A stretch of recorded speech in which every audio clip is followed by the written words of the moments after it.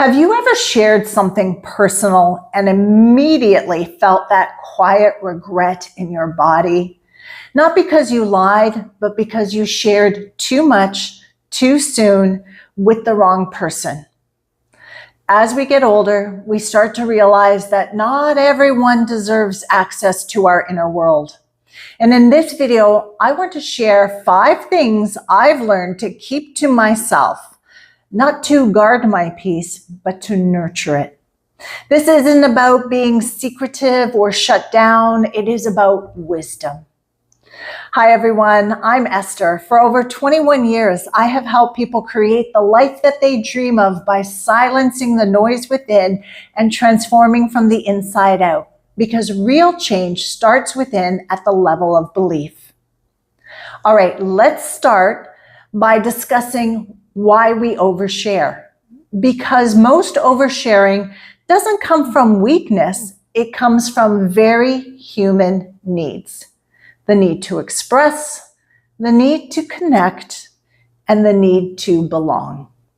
Sometimes we share because we feel uncomfortable in a group. And sometimes we share because we want to feel closer to someone or a group. But oversharing creates invisible consequences, emotional noise, social friction, and energetic disruption. It often comes back to us later as a boom. So here are 5 things that I suggest never to share to keep and nurture your peace. And number 1 is don't share your deep healing journey. I know this one surprises people. But when you tell others, I'm working on myself right now, or I'm in a deep healing phase, I'm getting my life together, what often happens is that people keep checking in. They question your progress. They watch you more closely. Your inner work is now connected with external pressure. Psychologically, this activates performance anxiety. Energetically, it leaks focus. Deep transformation needs privacy to reveal, release, grow, and then stabilize. So do the inner work quietly. Let the change speak later through your actions, words, appearance, and life transformation. Number 2, don't share your financial situation. Money is a highly charged topic that carries with it projections. It's not neutral. When you talk about money, people aren't just hearing facts.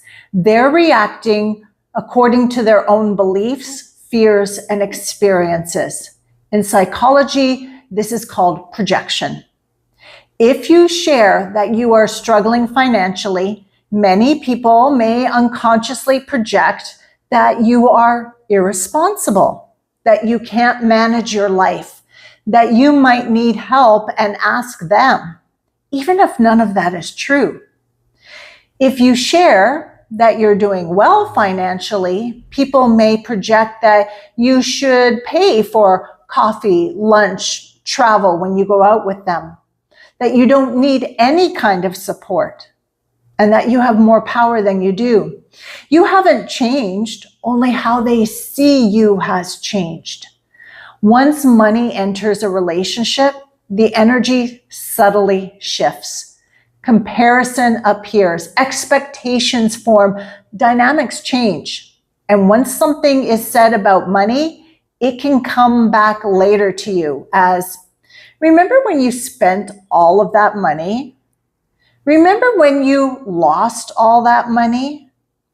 Your financial story does not need an audience. Privacy here isn't secrecy, it's energetic hygiene. You are allowed to say, well, I'm doing okay. I'm handling everything. Things are evolving without further explanation. Number 3, don't share your past mistakes and weaknesses too freely.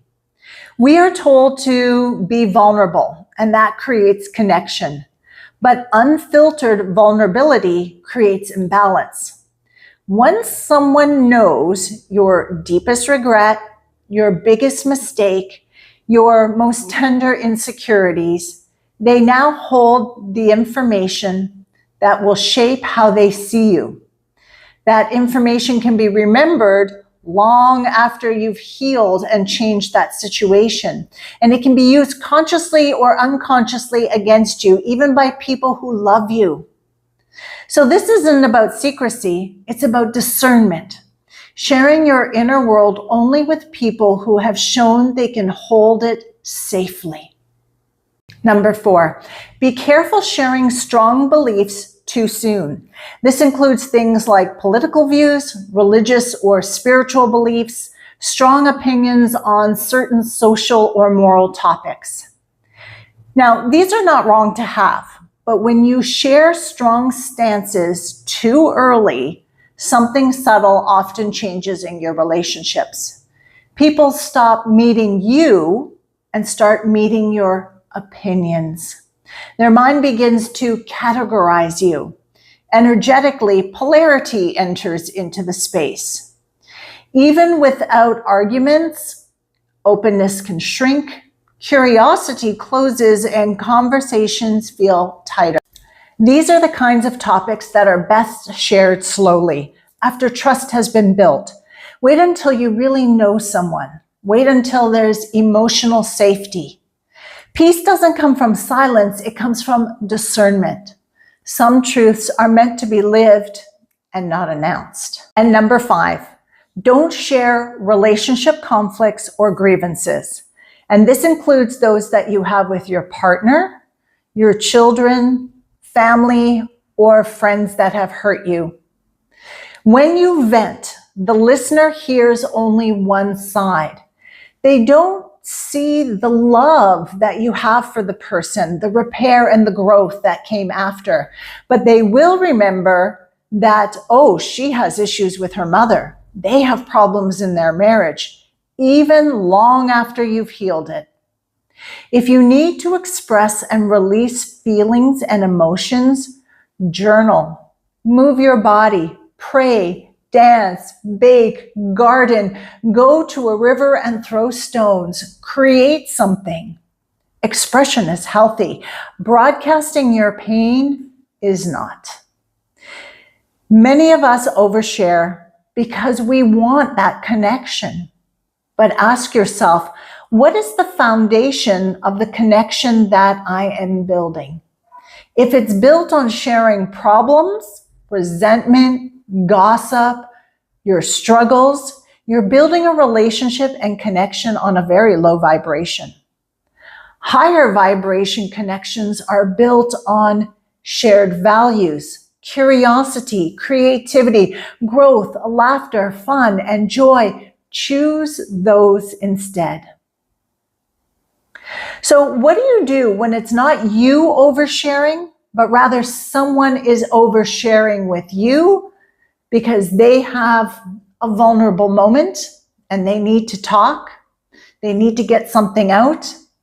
Well, in those moments, the most supportive thing you can do is simply to listen. You don't need to fix the situation. Don't take sides. You don't add fuel to the situation. Just hold space for the person and listen. And once that moment passes, just let it stay there. Don't repeat the conversation with them or anyone else. Holding someone's confidence with care is a quiet form of integrity. Do unto others as you would have them do unto you. If they ask for your opinion and you're unsure, it's okay to say, I want to think about that a little bit before responding. Compassion does not require participation in drama. You know, as I reflect on my life, there were many times I thought I was sharing and connecting with people, but what I was really doing is giving them information to later on use against me. I was sharing, not realizing that I was creating chaos for myself. And I was sharing, not aware that the person I was speaking to was quick to judge.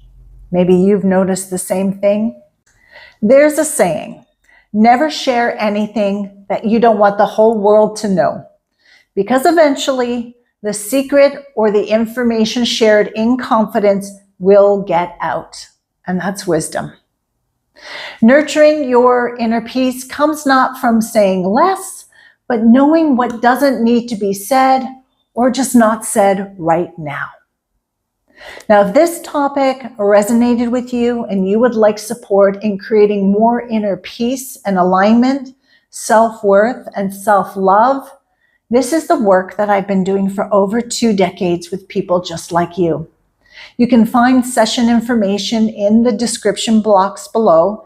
And if we haven't worked together before, reach out to me before signing up so we can assess what is the right and perfect next step for you. Oh, and please check out the video popping up on the screen right now. It is a lovely complement to what we've discussed here today.